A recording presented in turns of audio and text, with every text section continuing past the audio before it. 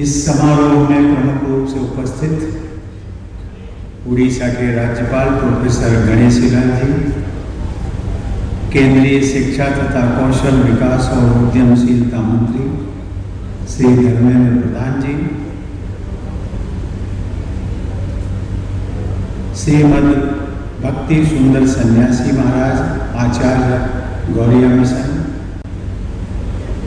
एवं मंचासीन अन्य सभी आचार्यगण, इस सभागार में उपस्थित सभी संत समाजगण, देवी और सज्जनों, आप सभी को जय जगन्नाथ, श्री श्री गुरु गौरांगे जयता।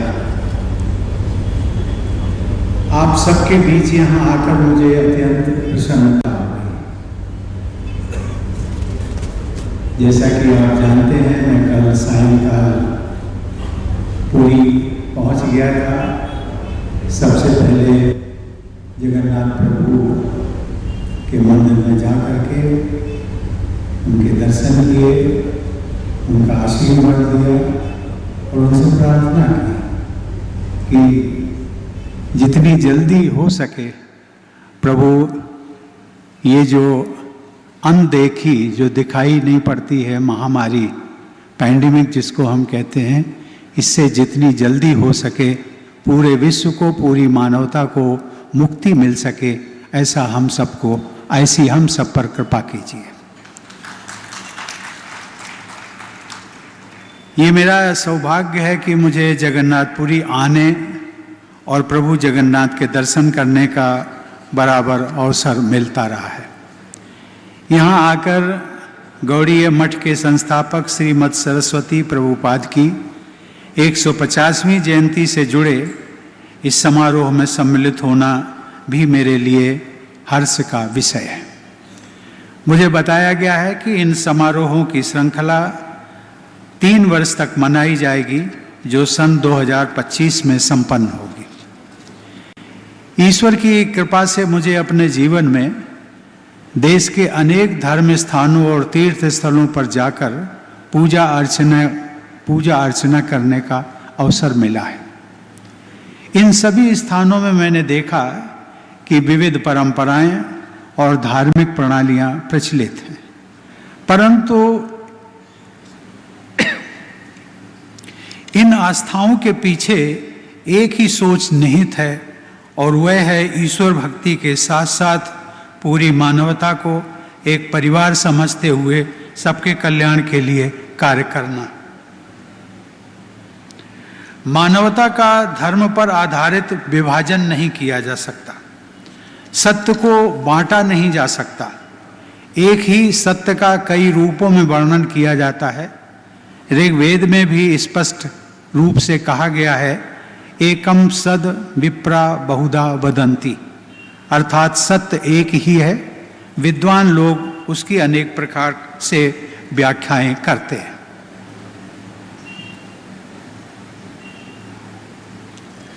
देवी और सज्जनों, वह परम शक्ति अपने सभी रूपों में पूजनीय है, विद्यमान है। भारत में भक्ति भाव से ईश्वर को पूजने की परंपरा सर्वाधिक महत्वपूर्ण रही है। हमारी यह भारत भूमि धन्य है, जहाँ अनेक महान विभूतियों ने लोगों को निस्वार्थ उपासना का मार्ग दिखाया। ऐसी महान विभूतियों में भी चैतन्य महाप्रभु को विशेष दर्जा प्राप्त है। उन्हें स्वयं भगवान विष्णु का अवतार भी माना गया है। इसीलिए महाप्रभु शब्द का प्रयोग ईश्वर के नाम के अतिरिक्त केवल श्री चैतन्य के लिए ही किया जाता है। उनकी विलक्षण भक्ति से प्रेरित होकर ही बड़ी संख्या में लोगों ने भक्ति का मार्ग चुना। श्री चैतन्य ने अद्भुत और अखंड भक्ति भाव का आजीवन पालन किया। अपनी इस अखंड आस्था के विषय में उन्होंने अनेक प्रकांड विद्वानों से भक्ति और ज्ञान के बारे में चर्चाएं की थी। उनके द्वारा प्रस्तुत आस्था और तर्क के समन्वय के समक्ष सभी निशब्द होकर उनके चरणों में आश्रय लेते थे। उड़ीसा के प्रख्यात वेदांती सार्वभौम से लेकर वैष्णव पठान के नाम से प्रसिद्ध हुए पठान समुदाय के भक्तों तक श्री चैतन्य का ये प्रभाव देखा जा सकता है। देवियों और सज्जनों, श्री चैतन्य महाप्रभु कहा करते थे, तृणादपि सुनिचेन तरोरपि सहिष्णुना अमानिना मानदेन कीर्तनीय सदा हरि। अर्थात मनुष्य को चाहिए कि अपने को तिनके से भी छोटा समझते हुए विनीत भाव से भगवान नाम का स्मरण करता रहे। उसे वृक्ष से भी अधिक सहिष्णु होना चाहिए, मिथ्या प्रतिष्ठा की भावना से रहित होना चाहिए और अन्य लोगों को सम्मान देने के लिए सदा तैयार रहना चाहिए। मनुष्य में यह भाव होना चाहिए कि ईश्वर सदैव कीर्तनीय है, अर्थात व्यक्ति को सदैव ईश्वर का स्मरण करते रहना चाहिए। देवियों और सज्जनों, यह भावना भक्ति मार्ग के सभी अनुयायियों में मिलती है। ईश्वर के प्रति निरंतर प्रेम भाव तथा समाज को समानता के धागे से जोड़ने का उनका अभियान उन्हें भारतीय संस्कृति और इतिहास में अद्वितीय प्रतिष्ठा प्रदान करता है। अपनी सारी इंद्रियों को ईश्वर दर्शन की ओर केंद्रित कर देना, जिससे जिस प्रकार वे पहले वस्तुओं या परिस्थितियों में प्रसन्नता का अनुभव करते थे, उसी प्रकार की प्रसन्नता भगवान की भक्ति में अनुभव कर सके।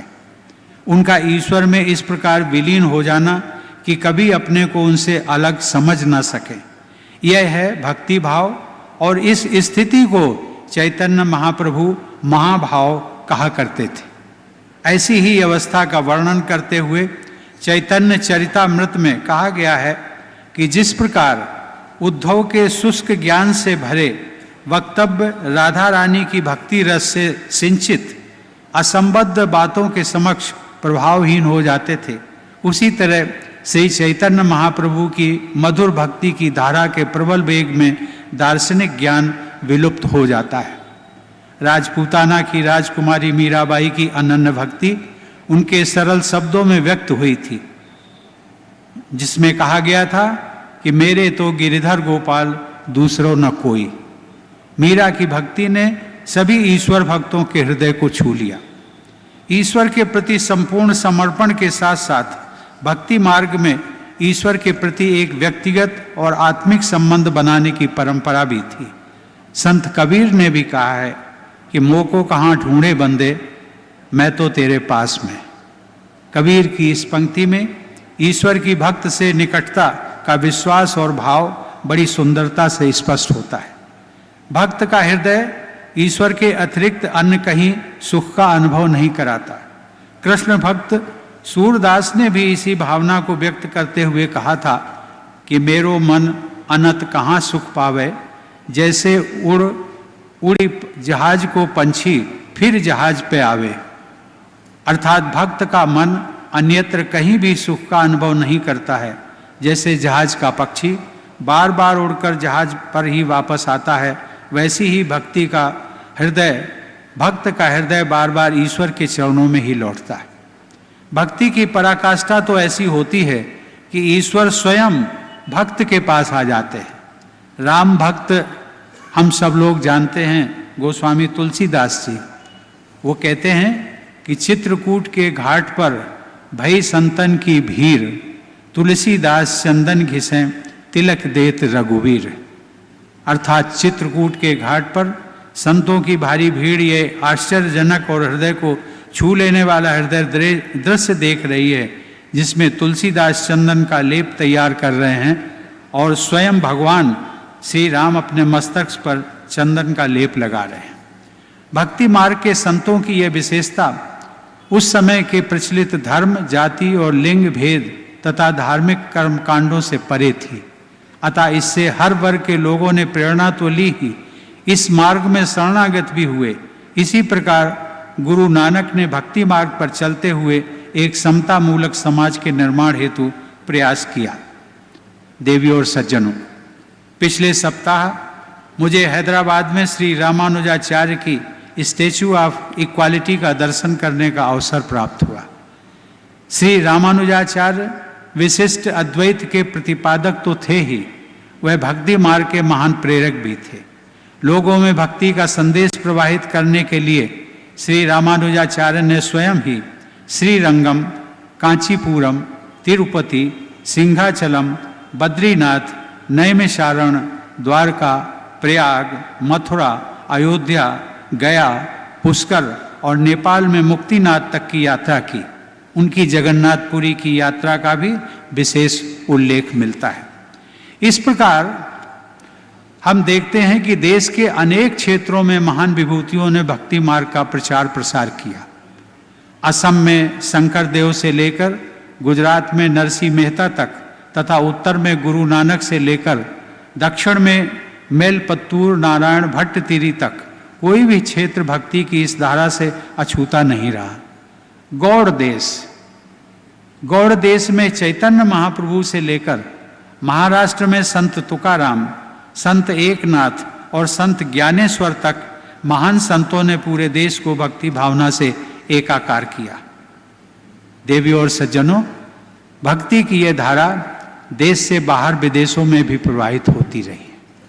ये कहा जा सकता है कि चैतन्य महाप्रभु ने भक्ति के जिस महान वटवृक्ष को विकसित किया, उसकी विभिन्न शाखाएं प्रशाखाएं देश विदेश में पुष्पित पल्लवित होती रही हैं। इसी परंपरा में इस्कॉन के संस्थापक स्वामी भक्ति वेदांत प्रभुपाद भी आते हैं, जिन्होंने पश्चिमी देशों विशेषकर अमेरिका में चैतन्य महाप्रभु के भक्ति संदेश को पहुंचाया। ईश्वर भक्ति की ये सभी धाराएं वस्तुतः एक ही सत्य से जुड़ी हुई हैं और उनका बृहद स्वरूप पूरे विश्व में देखने को मिलता है। ईश्वर के प्रति समर्पण, संपूर्ण समर्पण की भक्ति मार्ग की विशेषता मात्र आध्यात्मिक क्षेत्र में ही नहीं, अपितु मानवता की सेवा को साकार करने वाली हर व्यक्ति की जीवन शैली में भी देखने को मिलती है। इसी मानव सेवा के समर्पण वृत्ति का एक रूप हमें डॉक्टर्स, नर्सेस तथा स्वास्थ्य कर्मियों की कर्तव्य निष्ठा में भी दिखाई देता है। सेवा भाव को हमारी संस्कृति में सर्वोपरि स्थान दिया गया है। हमारे डॉक्टरों, नर्सों और स्वास्थ्य कर्मियों ने भी कोविड महामारी के दौरान इस सेवा भाव का प्रदर्शन किया। कोरोना वायरस से हुए लोग भी संक्रमित हुए, लेकिन उनकी उतनी विषम परिस्थितियों में भी उन लोगों ने हिम्मत नहीं हारी और त्याग व साहस के साथ लोगों के उपचार में जुटे रहे। हमारे अनेक कोरोना योद्धाओं ने अपनी जान भी गंवाई, परंतु उनके सहकर्मियों का समर्पण अटल बना रहा। पूरा देश ऐसे योद्धाओं का सदा ऋणी रहेगा। मानवता की सेवा को ही जीवन का उद्देश्य मानने वाले हमारे कोरोना योद्धाओं ने जापान में प्रचलित इकिगाई की अवधारणा को सार्थक बनाया। हम सबको अपने जीवन की इकिगाई को पहचान कर उसे हासिल करने के लिए निरंतर प्रयासरत रहना चाहिए, चाहे वो आध्यात्मिक हो अथवा व्यावसायिक। देवियों और सज्जनों, चैतन्य महाप्रभु के अतिरिक्त भक्ति आंदोलन की अन्य महान विभूतियों ने हमारी सांस्कृतिक विविधता में एकता को शक्ति प्रदान की। भक्ति समुदाय के संत अपनी शिक्षाओं में एक दूसरे का विरोध नहीं करते थे, अपितु प्रायः एक दूसरे की कृतियों से प्रेरित होते थे। इसका सबसे बड़ा प्रमाण ये है कि गुरु ग्रंथ साहिब में संत कबीर और संत रविदास सहित अनेक विभिन्न संप्रदायों के संतों की वाणी का समावेश किया गया है। जहाँ अद्वैत, विशिष्टाद्वैत और द्वैत की स्थापना की जा रही थी, वहीं सहजता और सहिष्णुता की धारा भी प्रवाहित हो रही थी। 1893 में जब हमारा देश उपनिवेशवाद के बंधनों में जकड़ा हुआ था, उस समय स्वामी विवेकानंद ने भारतीय आध्यात्मिक और सांस्कृतिक गौरव का उदाहरण संपूर्ण विश्व के सामने शिकागो धर्म सम्मेलन में प्रस्तुत किया था।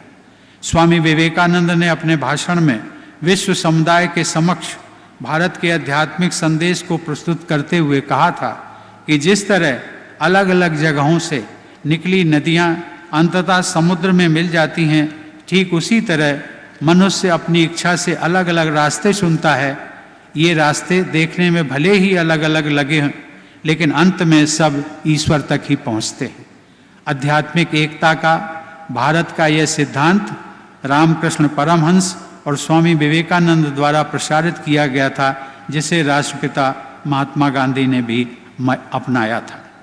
देवियों और सज्जनों, मैं भारत के पूर्वी क्षेत्र की उन महान आध्यात्मिक विभूतियों का उल्लेख भी करना चाहूँगा जिन्होंने विश्व पटल पर हमारे देश को महत्वपूर्ण स्थान दिलाया। मध्यकाल में जब भक्ति आंदोलन अपनी चरम पर था, तब भारत के पूर्वी क्षेत्र को गौड़ नाम से जाना जाता था। संभवतः इसीलिए श्री सरस्वती प्रभुपाद जी ने विश्व वैष्णव राजसभा को गौड़ीय मठ का नाम दिया था। उनके प्रयासों से देश के विभिन्न शहरों में गौड़ीय मठ की स्थापना हो सकी और श्री चैतन्य महाप्रभु की शिक्षा के अनुसार वे मानव जाति के नैतिक और आध्यात्मिक उत्थान के लिए प्रासंगिक शिक्षाओं का प्रसार करते रहे। मैं आशा करता हूँ कि गौड़ीय मिशन मानव कल्याण के अपने इस उद्देश्य को सर्वोपरि रखते हुए चैतन्य महाप्रभु की वाणी को विश्व भर में प्रसारित करने के अपने संकल्प में सफल होगा। एक बार फिर सरस्वती प्रभुपाद जी की 150वीं जयंती से जुड़े समारोहों की सफलता के लिए मैं आप सभी को अपनी हार्दिक शुभकामनाएं देता हूं। धन्यवाद। जय हिंद। प्रभुपाद की जय। आज जगतगुरु श्रील भक्ति सिद्धांत सरस्वती प्रभुपाद जी के प्रकटोत्सव पर इसका शुभारंभ हमारे देश के राष्ट्रपति द्वारा हुआ और ये जैसा आपको पता है ये 3 वर्ष तक चलेगा।